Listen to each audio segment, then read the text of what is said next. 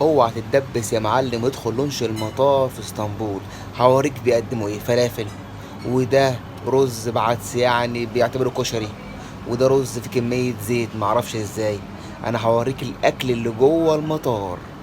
ده عبارة عن بتنجان.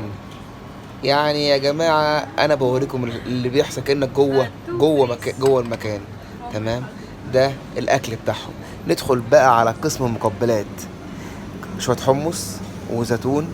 ده يا جماعة اللي هيدفع عليه فلوس كتيرة جدا. بقول لك ما يدخلش الا لو انت معاك كريدت كارت او حاجة زي كده. ده يا جماعة المكان، وده الأكل. حرفيا المكان شكله حلو قوي، ولكن الأكل جوه يعني سبحان الله. أكل انت شايفين، أنا مش هتكلم. يعني أنا مش هتكلم. ده يا جماعة اللونش بتاعهم والعشاء والغدا.